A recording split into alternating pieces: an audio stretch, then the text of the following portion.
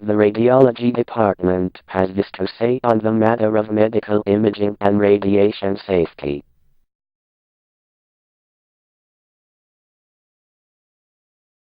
Don't panic.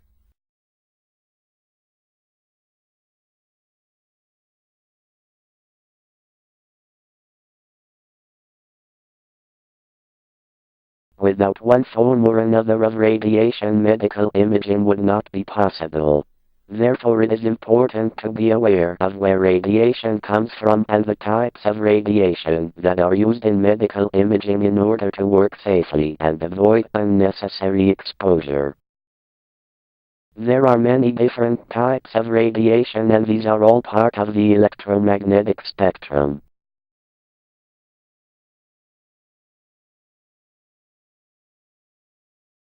Radiation can come from a number of natural and man-made sources, and most of the time we are unaware that we are being exposed to them. Average radiation dose percent to UK population from natural and man-made radiation sources.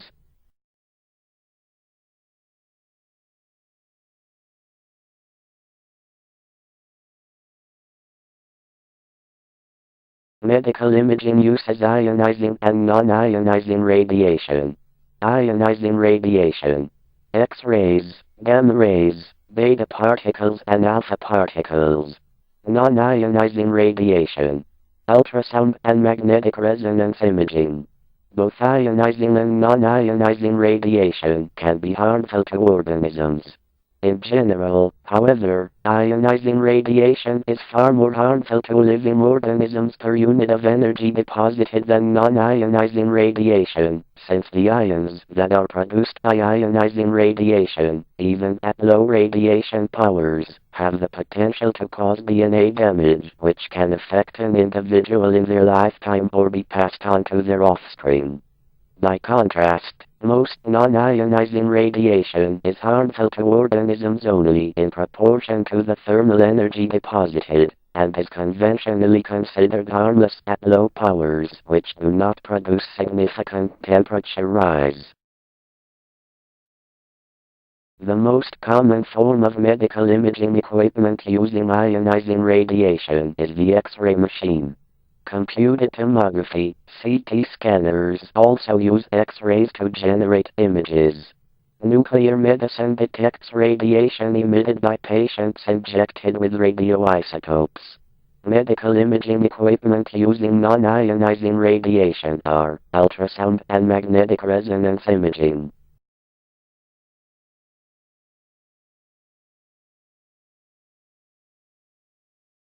There are two pieces of legislation that govern the use of radiation in hospitals. IRR 99, Ionizing Radiation Regulations 1999.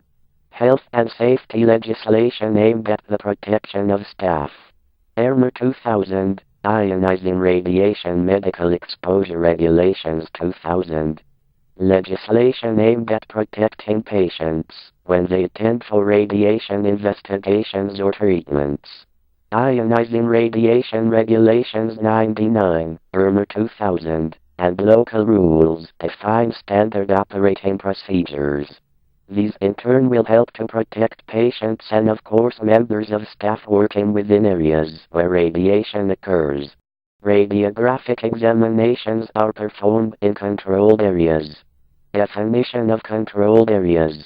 The area around the source is designated as a controlled area, and this has to have defined boundaries which should prevent the penetration of the radiation above specified levels.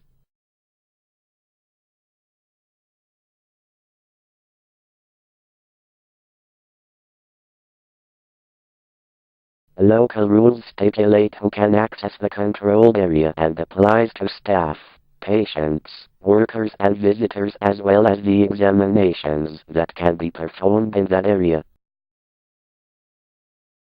Warning signs visible at the entrances to controlled areas.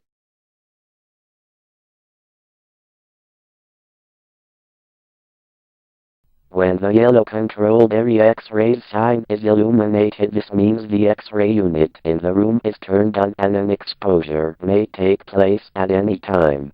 When the red do not enter sign is illuminated, an X-ray exposure is being made. You must not enter the room when this light is on.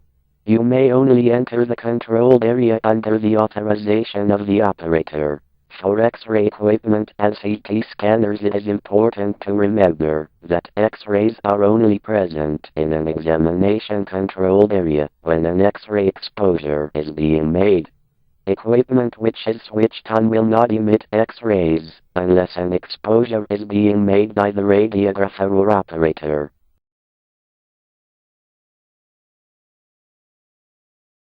X-ray beams emitted from the X-ray tube penetrate the area under investigation on the patient.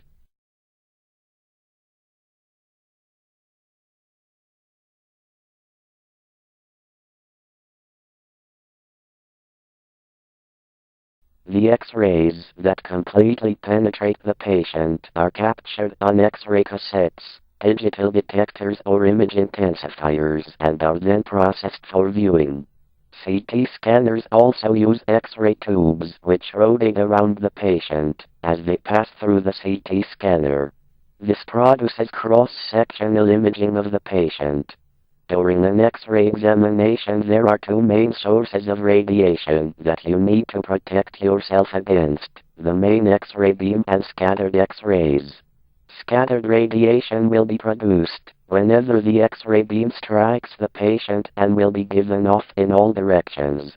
It is this scattered radiation that is likely to contribute to most of your radiation dose, and you need to take steps to protect yourself against it. There are three very effective tools you can use to protect yourself: shielding, distance, and time. The passage of radiation through a medium is affected by several factors: the type of radiation and its energy levels, and the density and thickness of the material through which it travels. X-rays are absorbed, to some extent, by all materials, but particularly by dense materials. So any dense material, for example lead screens, lead coats, placed between yourself and the source of the scattered radiation, the patient, will help to shield you from radiation. Lead aprons are very efficient at blocking the passage of X-rays. Therefore, damaged lead aprons should be reported and tested to ensure they are providing the necessary protection. No part of your body should ever be placed between the output window of the X-ray tube and the patient when X-rays are switched on.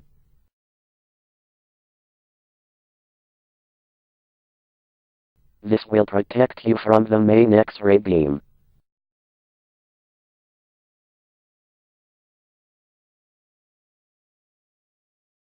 Perhaps the best tool at your disposal is distance.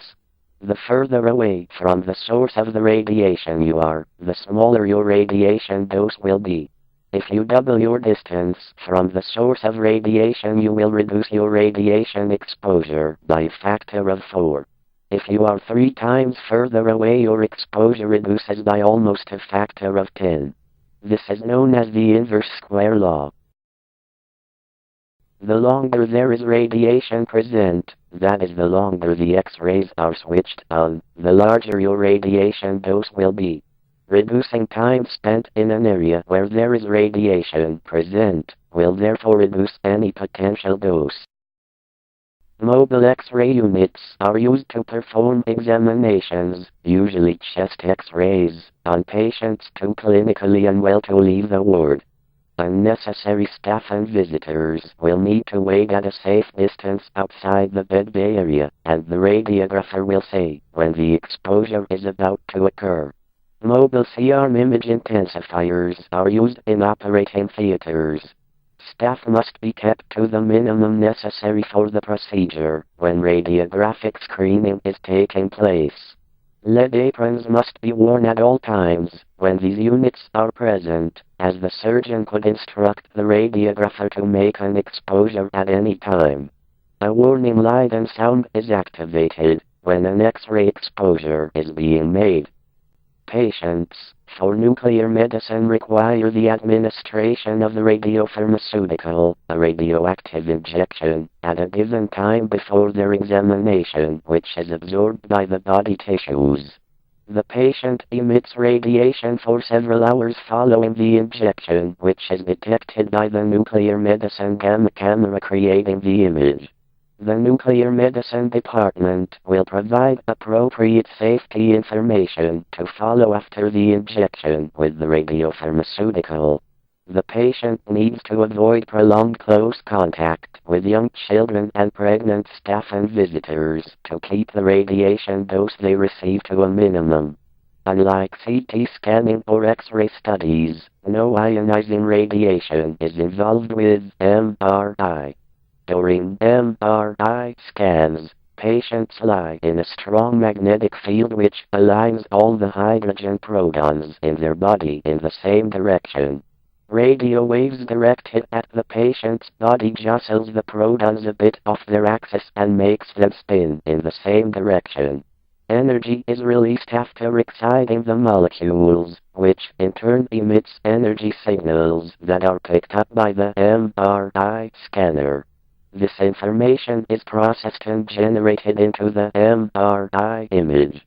The controlled area for the MRI scanner is different to the controlled area for ionizing radiation equipment.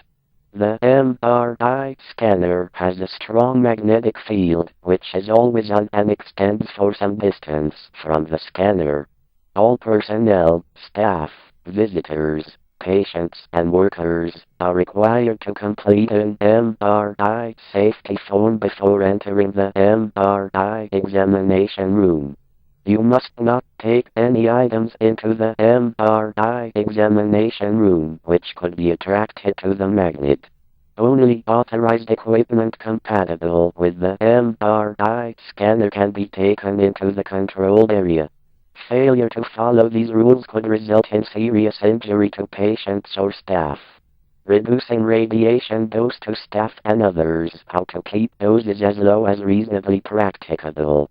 Shielding. Use health and safety devices, lead aprons, shields and glasses. Distance. Increase distance from X-ray source and patient being examined. Time. Reduce time spent in examination area where radiation is present. The operator or radiographer can assist this by minimizing dose to the patient, which automatically minimizes the dose to others. Monitoring and enforcing the correct use of health and safety devices such as lead aprons, shields and glasses. Remember, be aware of the risks from scattered radiation. Be aware of warning signs. Don't put yourself or others at risk. And don't panic.